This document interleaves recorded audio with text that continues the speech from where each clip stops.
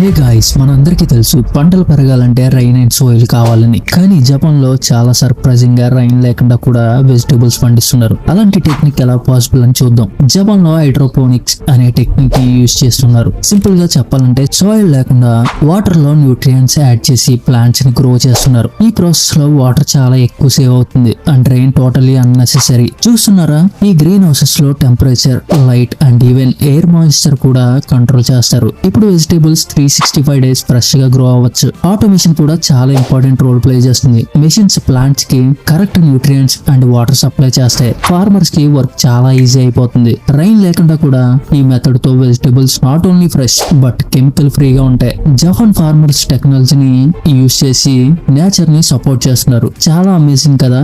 మనం కూడా ఈ ఇన్నోవేటివ్ మెథడ్స్ ని నేర్చుకుంటే వాటర్ సేవ్ చేసి క్లీన్ ఫుడ్ గ్రో చేయడం చాలా సింపుల్ అయిపోతుంది. మన ఇండియాలో చాలా మటుకు సూసైడ్స్ కూడా